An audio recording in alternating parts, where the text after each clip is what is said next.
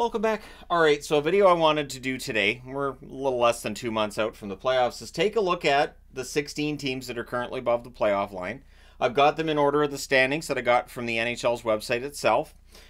So it's interesting because I think you can make an argument for almost any team on this board, and I'm going to go ahead and give it a shot. I'm also going to talk about where I think there might be some weakness. So we'll go from 1 through 16, starting with Boston, who are at the top. They have 80 points. Pastrnak, to me, has been their absolute MVP. He's been fantastic. Their goaltending's been really good as well. Defensively, they've generally been good. And, of course, they had a run to the final in 2019. This is a team that has a lot of playoff experience. That gets talked about a lot this time of year, teams that do or don't have experience. They're number 10 in goals scored per game. They're number 5 in goals against per game. So, for Boston, this has been a really strong year. They're number 7 on the power play, number 10 on the penalty kill. So while I still have some concerns about their depth down the middle, the reality is they've done quite well for themselves. This is a team that now sits first overall in the NHL. The problem being, of course, anytime Boston finishes first and wins a President's Trophy, they don't win the Stanley Cup. They've won a lot of President's Trophies. The Stanley Cup win in 2011, they were nowhere near a President's Trophy. So we'll see if Boston can get it done this year, if they finish first overall. Anyways, you guys know where I'm leaning on that one. But yeah, Boston's been fun to watch. So is Vancouver. They have 80 points. Of course, they're currently on a 4-game losing streak. Quinn Hughes, I think, has been their overall MVP this year. You can make an argument for Pettersson. You can make an argument for Miller. Obviously, Besser's slowed down, but I would go with Hughes. They're number 2 in goals scored per game. They've been number 1 for quite a while, but they're down to number 2.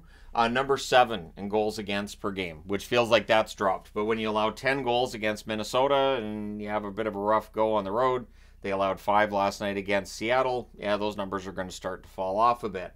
And that was the expectation. Vancouver experience is going to be talked about a lot with them. With Boston, it'll be talked about as how much they have. With Vancouver, it'll be how little. And how few players have really been through the grind of playoff rounds. So that's going to be discussed. They will be picked, I think, when we get to playoff time, as a team that could get knocked off in the first round.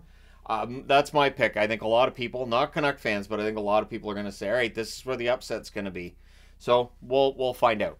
The New York Rangers have 79 points. They do have the best points percentage in the NHL. Panarin, for me, has been their MVP, but it changes throughout the year for the Rangers. Sometimes it's Igor. Jonathan Quick's been very good too. Sometimes it's Adam Fox. You could argue Zibanejad at points. You could argue Kreider, Trocheck. Yeah, it's been a pretty good year. They're number 8 in goals scored per game. They're number 6 in goals against per game, so top 10 in all those categories. Number 5 on the power play and number 6 on the penalty kill, which is something that, we'll go back to Vancouver for a second here. Special teams have been an issue for Vancouver for a while, and come playoff time, that could be a big game break or something that breaks against them. But it could break for the Rangers. Their power play's been fantastic. Their penalty kill really strong too. And so, yeah, it is tough to find a real flaw with the New York Rangers game right now. Florida, 78 points. I would put Barkov as their overall most valuable because he does end up in the top 10 centers in the NHL. And still people say, oh, he's so underrated. We all know how good Barkov is. I would give Tkachuk an honorable mention and Bobrovsky. Bobrovsky's been very good for Florida this year. So they were finalists last year. People have started to more commonly start to say, you know what, I think they can get back there in 2024, and they could. Number 2 in goals against per game. They're number 6 on the power play and number 4 on the penalty kill. So again, they're keeping the puck out of their net. They're very good on special teams. Those are 2 things that can take a team really far in the playoffs. Having really solid defense and then special teams that win you games. Florida could be really, really dangerous. The difference between this year and last year it felt like they kind of caught teams off guard. First Boston in that first round and then Toronto in the second round. I don't think they're going to catch teams off guard this year. And I didn't include Carolina in that because Carolina, and you're in a conference final, you shouldn't be caught off guard when the team against you is really good. Dallas, 76 points for them. I would say Robertson the overall MVP, and I say it like this because it's hard to pick out a single guy for the Dallas Stars. Much like the New York Rangers, it seems to change. Florida, it seems to change. And really, it speaks to the depth in Dallas. So, they were finalists in 2020, of course. 3 goals scored per game. They're 10th on the power play. They're 9th on the penalty kill. So, they're still in the top half. There have been struggles here and there for their special teams. They have had consistency issues, as I've talked about. But Dallas is in the mix. and Dallas does have that 2020 run. There's enough guys left from that 2020 run that they could be dangerous again. You have all the experience of Pavelski, plus you have the great storyline of trying to get Suter and Pavelski Stanley Cup rings. So once we get to playoff time, if Dallas goes on a bit of a run, there will be plenty of talk about Pavelski, Suter, and players in Dallas that don't have a Stanley Cup ring yet. So that could be entertaining. So could Colorado. Colorado absolutely could end up being the best team in the league in June. They have 75 points. Clearly McKinnon's their best player. They won the Stanley Cup in 2022. And teams generally don't like to just win one. They want more than that. They're number 3 in goals scored per game. They're number 9 on the power play. The one concern I have is Georgiev's numbers have been up and down. I think he gets overplayed, but it does raise questions about whether or not Colorado has a goaltender that can take him through 4 rounds. So I think that question mark's out there, but I mean, if that's the one question mark, you're doing pretty well. Their offensive depth has been quite good. I think Colton's looked good. Miles Wood's been a solid addition, and on the blue line, they're good too. They are the team that turns Jack Johnson into a pretty productive, good defenseman. So Colorado, I think that once we get to playoff time, Colorado and Florida, maybe a 1996 rematch could be the favorite for people once we get to playoff time, but we'll see. Winnipeg, 73 points. Hellebuck, to me, is their MVP, as evidenced by the fact they're number 1 in goals against per game. So right now, they're the favorites to win the Jennings. They're not top 10 anywhere else, and so for Winnipeg, there's going to be questions about whether or not this team's good enough, or if Hellebuck has generated a lot of these wins via his great goaltending, and whether or not they can do that in the playoffs. The Jets, too, a team that had a great first half last year and faded in the second half. They're fighting that same fate this year.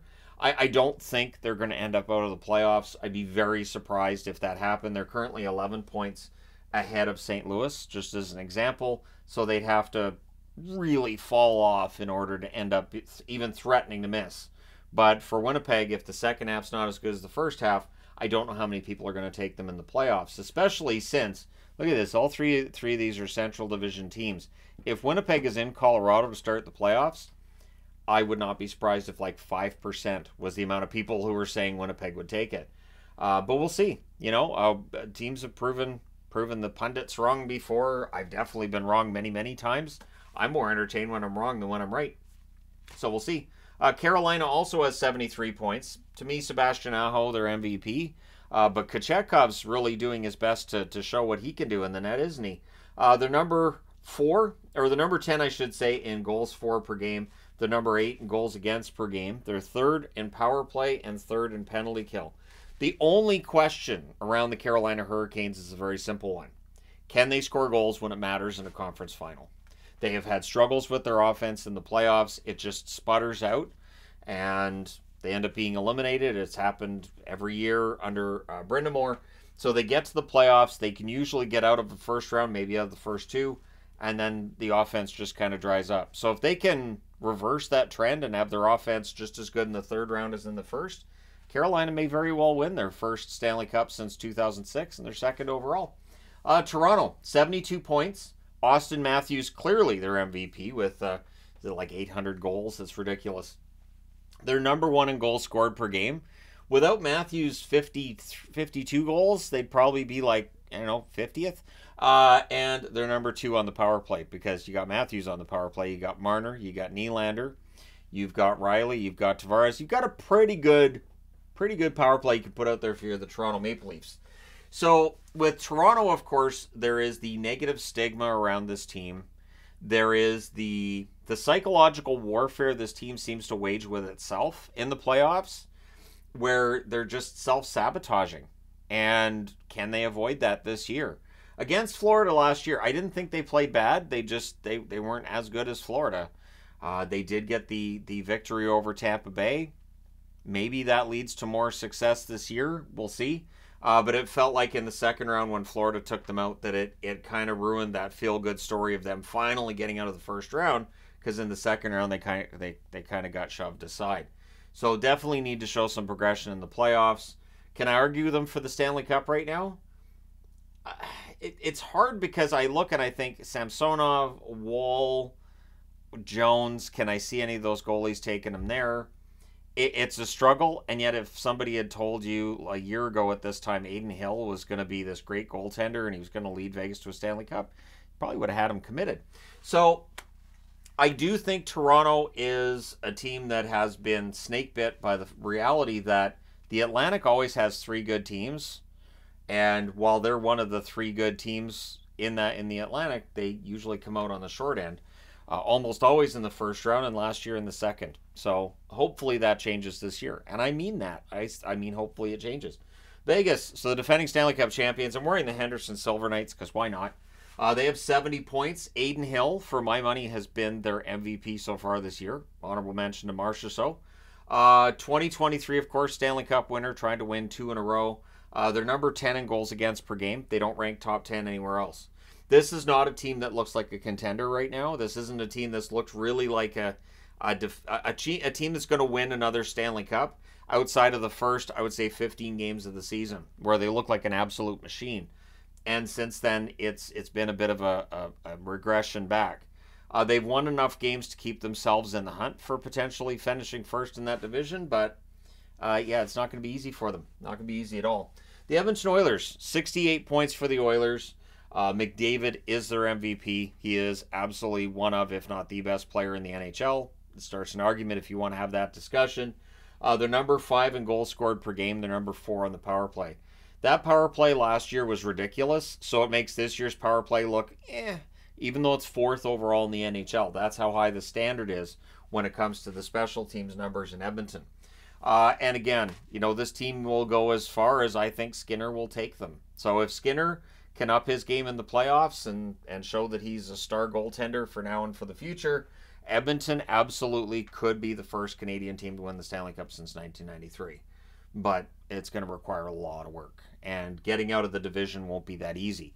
You may not have the juggernauts that the Central right here and the Atlantic have, but you've still got the Canucks have had a really, really strong run. They're 10 points clear of Vegas. There is still the chance that maybe Vegas, Edmonton get closer to Vancouver if Vancouver's struggles continue. But yeah, it's going to be a tough road either way for Edmonton. We'll see. Philadelphia. Philadelphia is a fascinating one. They have 67 points. They're 1 point behind the Oilers in the overall standings. But if you read the tea leaves with them, the expectation is some players are going to get sold at the deadline. And I don't know that I could argue Sam Ersson or Cal Peterson right now as a goaltender that's going to take you far in the playoffs. But eagle-eyed and good listeners from the Philadelphia Flyer fandom would point out, hey, remember 2010? I do. They had multiple goaltenders that year. They had Leighton. They had Boucher. It was a bizarre year that year, and they went all the way to the Stanley Cup final. So, yeah, Philadelphia's proven it in the past. They have, I think, Konechny's their most valuable player this year. They're number 2 on the penalty kill. Their power play, the less said about it, the better. But teams have won in the playoffs with bad power plays before, and who knows, maybe it's not a bad power play in the playoffs. So Philadelphia is kind of of all the teams on the board, to use a playoff parlance of the NHL, they are a wild card, but they're not in a wild card position right now. So, yeah, Philadelphia is going to be interesting. The LA Kings, 66 points, very up and down season for them. I think Quentin Byfield's been their most valuable player this year. You can make the argument for Kopitar overall. I honestly think it's Byfield. I do, and I think he's taking his game to that next level. They're number 3 in goals against per game, and they're number 1 on the penalty kill. So, again, if you can keep the puck out of your net, you have good penalty kill. The interesting thing is, their goals against is 3rd. Their penalty kill is 1st, but do you trust Cam Talbot to win a Stanley Cup? Do you trust David Rittich to win a Stanley Cup? That's the question mark right now with the LA Kings. Early in the year, the goaltending numbers were ugly. They got better later on. They've started trending in the other direction over the last few weeks. So, yeah, LA, wildly unpredictable. If, let's say, the first round is the Canucks against the Kings, well, would I expect people to pick an upset? Yeah, I would expect people to look at that and go, oh, look, it's 2012 all over again. A Canucks team near the top of the standings and a Kings team nobody's expecting anything out of, like 2012. 2012, the Canucks won the President's Trophy. I don't think they win the President's Trophy this year, but again, LA would be a tough opponent. Detroit, 66 points. Welcome to the party, Detroit. Dylan Larkin's their MVP in my eyes, but you can make the argument for others as well. They're number 6 in goals scored per game. I don't think we saw that coming. Like Detroit, I think, improvement, sure. Number 6 in goal scoring? Nah. So this is a good team. And special teams wise, they're good as well. Number 8 on the power play and number 8 on the penalty kill, as Colorado found out last night.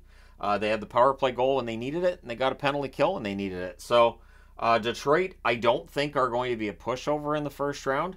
So let's say Boston wins that division, and let's say they end up against Detroit. Let's say Detroit ends up being the number 2 wild card. I would expect some people to be picking Detroit to win that series, and then who knows? Maybe the Red Wings end up going on a run. So I wouldn't rule it out. Then you got Tampa Bay, 65 points for the Lightning. Kucherov's definitely their MVP. They won the Cup in 2020 and 2021. They're number 7 in goals scored per game, and they have the number 1 power play in the National Hockey League. So, again, as long as they're able to hold off teams beneath them, maybe they win enough games to move up the board a bit. But Tampa Bay is going to be an interesting one to watch come playoff time. You don't write them off. They've got Vasilevsky in net. We'll see what happens with Stamkos at the deadline. I think he probably sticks around. I mean, I talked about that in the Tampa Bay Lightning video. I don't think we see Stamkos go anywhere, but crazier things have happened. So, yeah, Tampa Bay could be a fascinating matchup, again, in a first-round series against Boston. Tampa Bay's been a really tough matchup for Boston, and Tampa Bay's still got some good depth down the middle. So they could give Boston everything they can handle, especially with the fact they have the number 1 power play and the goals scored per game. They're ahead of Boston there. So, again, while people point a lot at the standings, especially when I do power rankings videos, standings don't tell you the whole story. It doesn't necessarily tell you who the best team in the league is right now, and I think that's why we see as many upsets as we do in the playoffs. We see teams get upset in the playoffs that are high up in the standings, and you ask, how did that happen? And I think there are signs you can point to in the regular season, but sometimes it's just the matchup. And it feels like Tampa Bay is a challenging matchup for Boston. St. Louis, 62 points for the Blues. Binnington's been their MVP in my eyes. They did win the Cup in 2019, and they did it as a team that nobody was really picking for a Stanley Cup.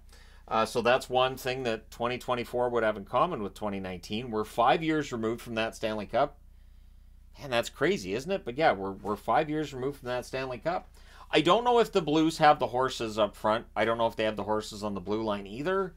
But you got Binnington in net, and if he gets red hot, all he has to do is get in the head of whatever team they play. So again, as a wild card team, if they did play Vancouver, now St. Louis historically against Vancouver, I don't think they've ever beaten Vancouver in a playoff series. I think Vancouver's beaten them. I think there's 3 series they've had against St. Louis. They've won all 3. I want to say 3. I think it's 3. Because there was the one where they swept St. Louis. There was 2020. And then there was the series where they were down 3-1 against St. Louis. That was in 2003. And they won that series in 7. But still, if it was St. Louis against Vancouver, if Binnington can get a win in one of the first 2 games and they steal home ice advantage, you never know. So, but it is hard to argue a full 4 rounds for St. Louis. But we took them for granted before. So, of the teams on the board right now, who would you take to win the Stanley Cup if the playoffs started today? Who do you think is playing the best hockey right now and should be considered the absolute favorite to win the Stanley Cup? Which team do you think will be the Stanley Cup favorite when the playoffs start in roughly 2 months?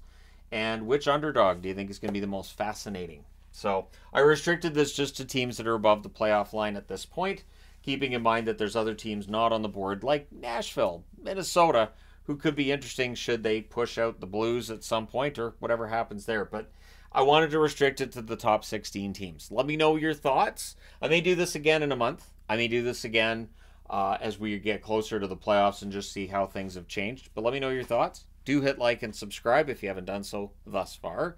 Thank you guys so much for all your support. I will talk to you again soon.